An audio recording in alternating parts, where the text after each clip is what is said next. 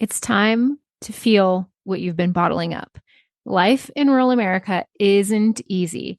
The long hours, the constant pressures, the demands of the land, livestock, and family, it all takes a toll. We're tough and we've got grit, but somewhere along the way, toughness started meaning bottling up emotions and powering through. But here's the truth. That strategy, it's not working and it's poisoning us. Maybe you've noticed and maybe you haven't, but the numbers don't lie. We're breaking down and it's showing up in our bodies, our relationships, and in the rising suicide rates in agriculture. You don't have to carry any of it alone. There's another way. If you're ready to stop being weighed down and start moving forward, my one-on-one good movement guidance is now open. Visit the link in the show notes to learn more and see if one-on-one guidance could be for you.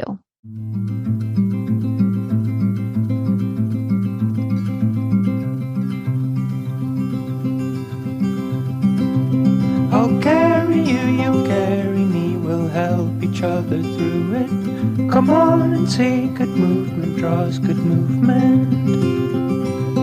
Welcome to Good Movement Draws Good Movement, the podcast where farmers, ranchers, and rural folks can grow relationally through awareness, understanding, and effective communication. Hey, it's T. I'm your host, and I, along with my guests, will be covering topics related to drawing good movement. Things like self and social awareness, brain science, positive psychology, extending grace, and so much more. We'll share tools that can help you understand why you are the way you are, why others are the way they are, and how you can use that to step out of self-told lies with grace and compassion to draw good movement in conversations, relationships, and life in rural America. Let's go draw good movement. Welcome back to the Good Movement Draws Good Movement podcast. Last episode, we talked about what validation is and why it's important. And today we're diving into the practical side of validation, how you can validate others, and just as importantly, how to seek out validation when you need it. Validation is a key piece in building stronger relationships and communicating more effectively, especially in rural life where emotions tend to go unspoken. So here are some ways we can validate others. First, when someone is talking, we focus fully on that person. We put down distractions, we make eye contact, we really listen. If your husband, wife, mother-in-law, father-in-law, mom, dad, kid, whoever it is, are venting about a rough day on the ranch or at school or just in life, instead of offering advice right away, just listen without interrupting or saying anything, and then, nod your head so they know that you're listening. You can say things like, I hear you, or I get that. Just some simple acknowledgments that let them know that you are actively listening. People really need to feel seen and heard before anything else. It's a basic form of human respect when we can actively listen and make them feel seen and heard. The second way we can validate others is to reflect what we hear. Repeat or paraphrase what the person has said to ensure you understand and also show them that you're engaged. For example, you could say something like, it sounds like you're feeling overwhelmed with the amount of work piling up. Is that right? This confirms you've heard them correctly and gives them a chance to clarify if they need to. And it also makes them feel understood. So the third way to validate others is to acknowledge feelings and emotions without judgment. Let the person know it's okay to feel what they're feeling. You can say things like, I can see why you'd be frustrated about this situation. It makes sense. This is crucial because it separates the emotion from being right or wrong, good or bad. We don't get to choose our feelings, and all emotions are valid. Not only are emotions valid, they are trying to communicate things with us. And so by recognizing without judgment what someone else is feeling, that fosters trust. Number 4 way we can validate others is to avoid offering solutions too quickly. I don't know about you, but when someone is coming to me with something, I immediately go into fix it mode if it's not like a joyous something that they're coming to me with. And what I really need to do is hold back from immediately jumping into advice unless that person asks for it. So instead of saying, you just need to do X, Y, and Z to fix it, try saying, that sounds tough. What do you think would help right now?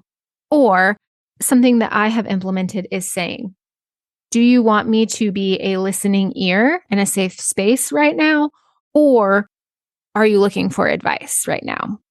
Because sometimes people aren't necessarily looking for a solution, they just need to vent. Offering advice too early can make them feel dismissed. Also, when we try to offer advice too early, we may not have as clear a picture or full a picture as if we had just listened a little bit longer.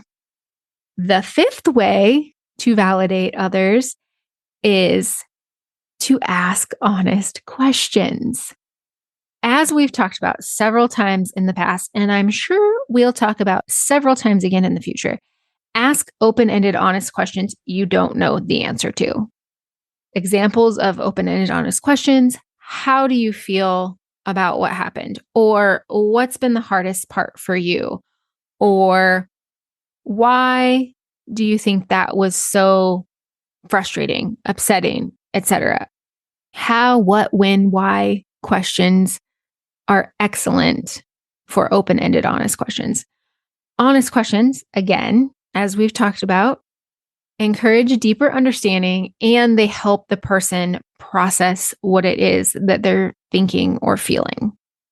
Now that we've talked about some ways that we can validate others, let's take a look at how we can actually seek validation for ourselves.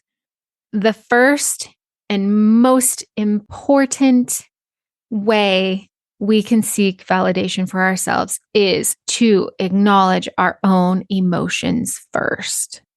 Before we do anything else, we need to take a moment to recognize our own feelings.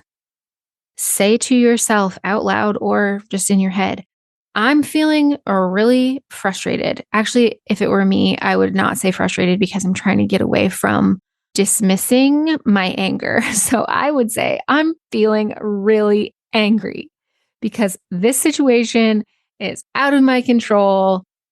When we can name our emotions, we can express ourselves more clearly and avoid feeling scattered and or misunderstood.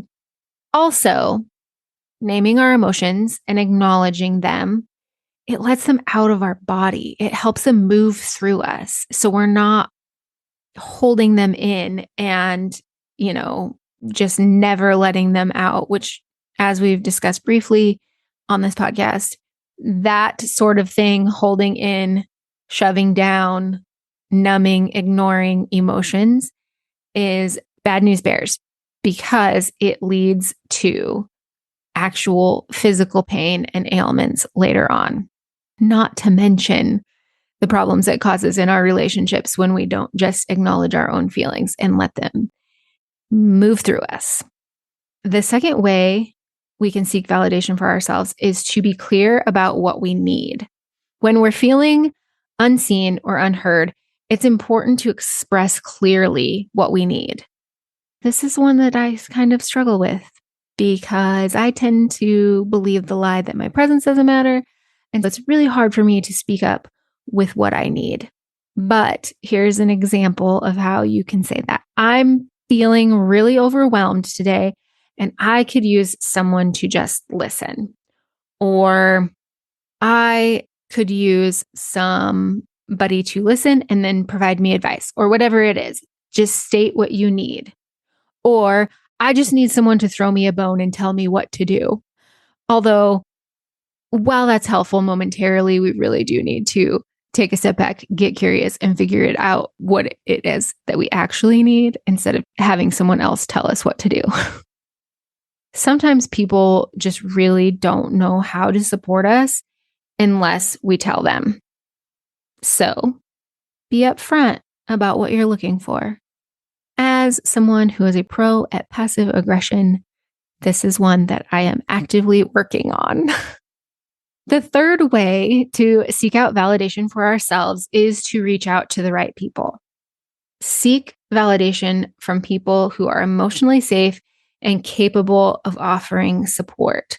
If you've had a rough day, reach out to someone who has a track record of being a good listener and won't brush off your concerns or whatever it is that you're bringing to them.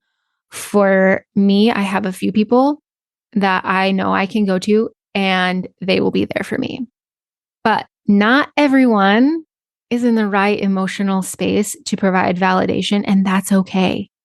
Like sometimes I'm not in the right emotional space to provide validation to myself or others. That's okay.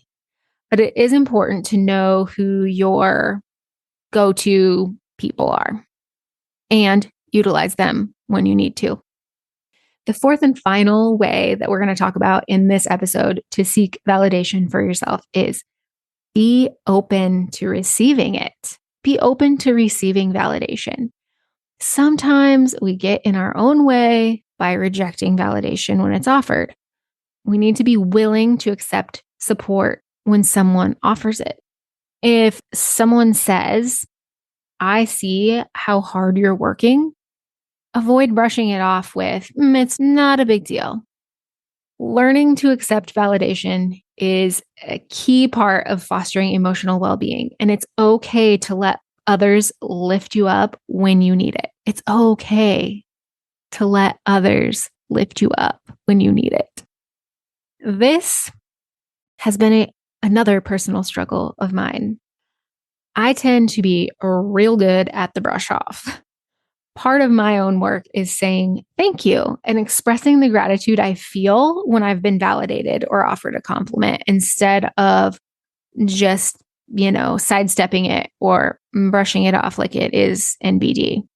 With all of that, validation is not about fixing problems or offering solutions.